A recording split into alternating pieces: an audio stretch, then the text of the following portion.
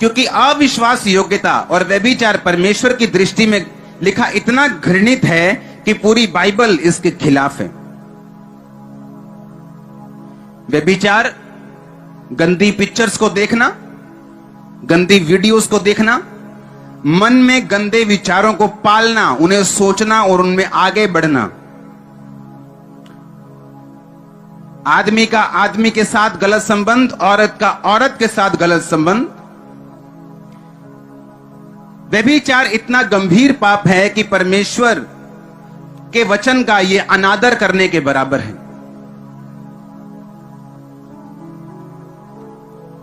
और परमेश्वर की 10 आज्ञाओं में से एक और यीशु मसीह की मत्ती की आज्ञाओं को तोड़ने के बराबर है। बाइबल में जितने भी पाप हैं, बाइबल कहती है कि व्यभिचार एक ऐसा इकलौता पाप है जो आप अपने शरीर के खिलाफ करते हो। लिखा, व्यभिचार करने वाला व्यक्ति अपने शरीर के खिलाफ पाप करता है। और बाइबल कहती है अगर आप अपने शरीर को खिलाफ पाप करेंगे, जहां पर पवित्र आत्मा रहता है, तो परमेश्वर इसका दंड आपको देगा। दुनिया में बहुत सारी ऐसी घटनाएं हैं जहां पर लोग इस व्यभिचार के कारण मर गए। और अगर आप ध्यान लगाएं, दुनिया में वो एड्स की बीमारी हो, वो और ऐसी कितनी गंभीर बीमारियां हैं जो इस व्यभिचार के पाप की वजह से लोगों को लगती हैं, वो मानसिक, शारीरिक और पैसे की कमी की प्रॉब्लम उनकी लाइफ में सदा रहती है। व्यभिचार एक ऐसा पाप है, अगर ये आपकी लाइफ में रहे तो नीति वचन 5 उसकी 1 आयत से मैं पढ़ूंगा।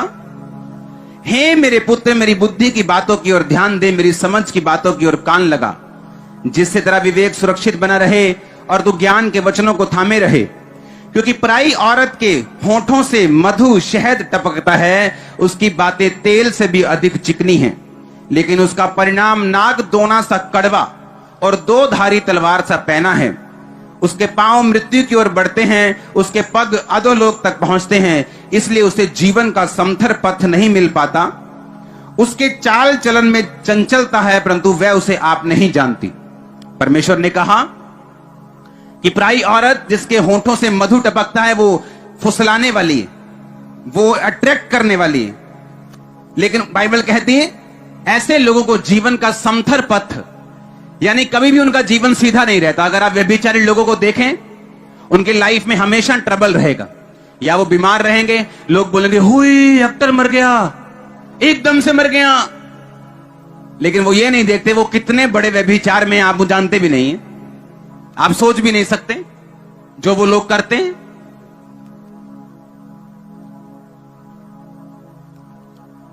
उसने लिखा कि उसे जीवन का समथर पथ नहीं मिल पाता।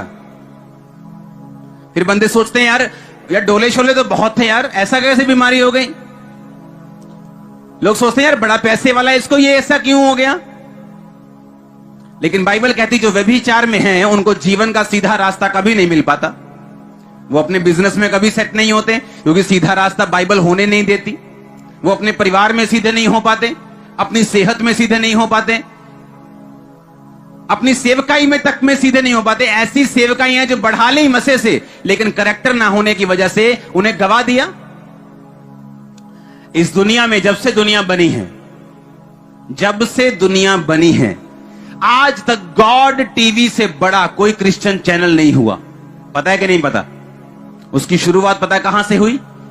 विश्वास से, दर्शन से, पैसों से नहीं। एक यंग लड़का, एक यंग लड़की, दोनों शादीशुदा, एक बस में बैठे हुए थे और उस बस में परमेश्वर का एक अनॉइंटेड मैन ऑफ गॉड बैठा था।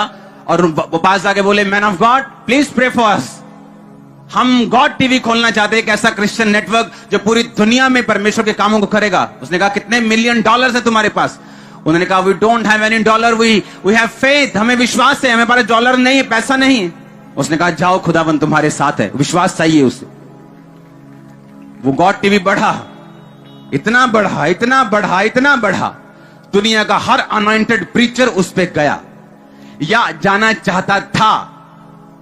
दुनिया में बेदारी के काम गॉड टीवी ने किए। एक दिन गॉड टीवी का जो मेन बंदा था, हेड था, वो पाप में गिर गया, उसको दूसरी औरत से प्यार हुआ। पाप में गिरने के बाद उसने गॉड टीवी को रिजाइन किया कि मैं गिर चुका हूं। चलो इतनी तो अकल थी उसमें कि पाप में जब गया तो उसने खुद रिजाइन कर दिया, नहीं तो लोग तो पाप में भी हाला लाला करते रहते हैं। और रिजाइन करके चला गया, उसकी वाइफ चलाने लगी, वाइफ से चला नहीं, उसके बाद वो गॉड टीवी किसी के हाथों में चला गया, क्योंकि उसे जीवन का समथर पथ नहीं मिल पाया।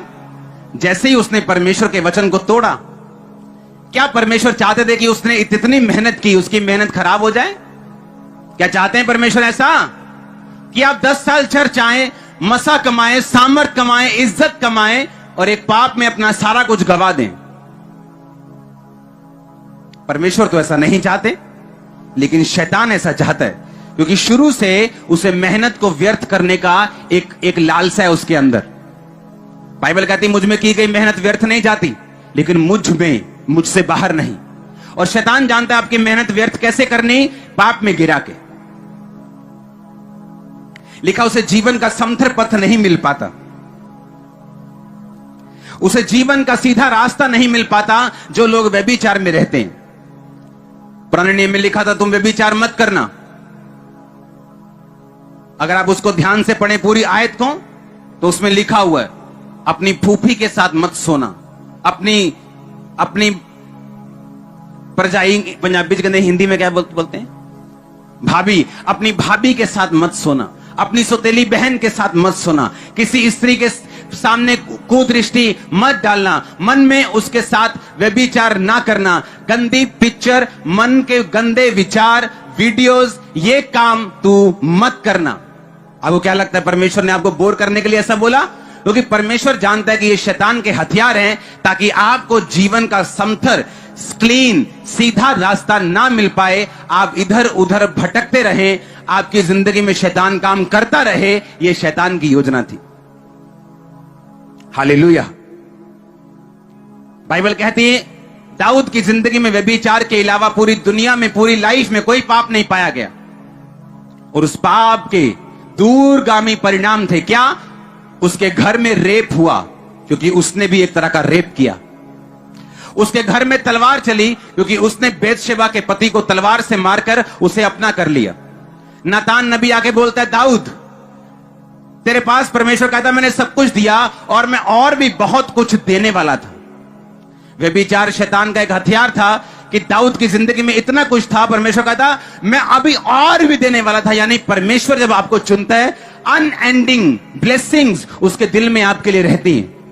आप सोचते हैं अच्छा मेरे पास अब 100 एकड़ है, अच्छा मेरे पास अब 10 लाख लोग हैं। परमेश्वर कहता नहीं, तो शुरुआत है, मैं तो अभी बहुत कुछ देने वाला था, मैं तो अभी 1 करोड़ देने वाला था, मैं तो अभी तेरे को 5 करोड़ रुपए देने वाला था, ये तो अभी शुरुआत थी, मैं तो तेरे को और बड़ा बिजनेस देने वाला था, मैं तो तेरी चंगा करने वाला था। सोचो परमेश्वर आपसे क्या कहता होगा।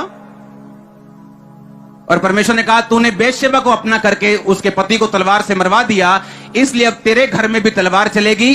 और बाइबल कहती है उसके घर में तलवार चली, उसके अपने बेटे ने दूसरे सौतेले भाई को मार दिया, सौतेली बहन का रेप किया, और उस परिवार में खून हुए, और वो परिवार दाऊद के भी खिलाफ हुआ, फिर उसका खून हुआ, और ये खून चलता रहा, क्योंकि दाऊद ने व्यभिचार का पाप किया। उसे जीवन का समथर पथ नहीं मिला, माफी मांगने पर माफ कर दिया गया, लेकिन रास्ता सेम नहीं रहा। माफी मांगने पे मिल जाती, लेकिन अब रास्ता वो नहीं। जो आप सीधे रास्ते फगवाड़ा से लुधियाना जा रहे थे, अब आप सीधा नहीं जा पाएंगे, आपको होशियारपुर जाना पड़ेगा, गढ़शंकर जाना पड़ेगा, घूमना पड़ेगा, और फिर वहां आना पड़ेगा, क्योंकि ये आपने चुना, परमेश्वर ने नहीं। उसने कहा उसे जीवन का सीधा रास्ता नहीं मिल पाता जो लोग व्यभिचार करते हैं। हालेलुया।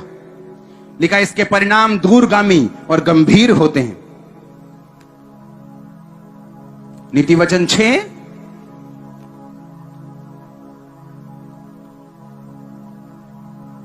मैं 23 से पढ़ूंगा, आप उसे 26 से देखेंगे। आज्ञा तो दीपक और शिक्षा ज्योति और सिखाने वाले की डांट जीवन का मार्ग है, ताकि तुझको बुरी स्त्री से बचाए और पराई स्त्री की चिकनी चुपड़ी बातों से बचाए।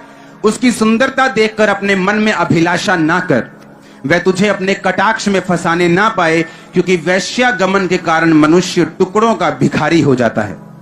व्यभिचारिणी अनमोल जीवन का अहेर कर लेती है। मैं ऐसे लोगों को जानता हूं जिनकी जिंदगी में परमेश्वर की योजना थी कि उन्होंने सेवा करनी थी, यहां पे बड़े बड़े काम करने थे, लेकिन व्यभिचार के कारण मैंने उनको निकाला यहां से और वो घरों में बैठे अभी ऑनलाइन देख रहे होंगे। क्योंकि बाइबल क्या कहती है? व्यभिचारिणी अनमोल जीवन का शिकार कर लेती है। बोलो, शिकार कर लेती है। अहेर का मतलब होता है शिकार करना। कि जो व्यभिचारिणी ये जो आत्मा है, अगर आप प्रकाशित वाक्य में देखें तो व्यभिचार की एक स्पिरिट है। बाइबल कहती है एक दुष्ट आत्मा है जो हर वक्त परमेश्वर के दासों के पीछे और विश्वासियों के पीछे लगी रहती। आप नहीं जानते, मैं पूरी दुनिया घूमा हूं, मुझे मालूम है कौन रियल प्रॉफिट है, कौन रियल अपोस्टल है, कौन रियल पास्टर है, मुझे मालूम है। मैं जानता हूं लोग कितने धोखेबाज हैं, कितने व्यभिचारी हैं, कितने चोर हैं, मैं सब जानता हूं। और मुझे मालूम है एंड क्या होगा उनका। क्योंकि बाइबल कहती है व्यभिचारिणी अनमोल जीवन का शिकार कर लेती। लिखा, क्या हो सकता है कोई अपने छाती पर आग रख ले और उसके कपड़े ना जले? क्या हो सकता है कोई अंगारों पर चले और उसके पांव ना झुलसे? जो पराई स्त्री के पास जाता है वो ऐसा ही है, वरन जो कोई उसको छुएगा वो दंड से ना बचेगा। 32-33 आयत को मैं पढ़ूंगा। जो पर स्त्री गमन करता है वो निर्बुद्धि है, वो अपने प्राणों को नष्ट करना चाहता है, वही ऐसा करता है। उसको घायल और अपमानित होना पड़ेगा और उसकी नामधराई कभी ना मिटेगी। परमेश्वर ने कहा जो व्यभिचार करेंगे उसका असर क्या होगा? वो आपके मुंह को पकड़ने नहीं आएगा, तू मत कर, लेकिन उसने कहा तुम्हें घायल होना पड़ेगा, अपमानित होना पड़ेगा और तुम्हारी बेइज्जती जब तक तुम इस दुनिया में रहोगे कभी नहीं मिटेगी। इमेजिन कर सकते हैं? कहता जब तक तुम इस दुनिया में रहोगे लास्ट टाइम तक वो बेइज्जती तुम्हें फॉलो करेगी। कभी तुम्हारे बच्चे से देगी, कभी तुम्हारे ताया से देगी, कभी तुम्हारे बिजनेस से देगी। हमेशा तुम्हारी इंसल्ट होती रहेगी जब तक तुम धरती पे रहोगे।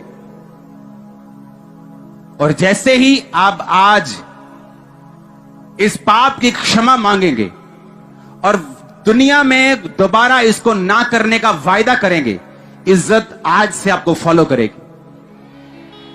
आप चाहे क्रिश्चियन हो, चाहे नॉन क्रिश्चियन हो, चाहे नए हो, चाहे पुराने हो, परमेश्वर सेकंड चांस देने वाला परमेश्वर। अगर आप उससे सेकंड चांस मांगेंगे, कुछ गुनाहों के कारण कुछ असर रहेगा, लेकिन वो आपको गुनाह से माफ करके फिर से खड़ा भी करेगा।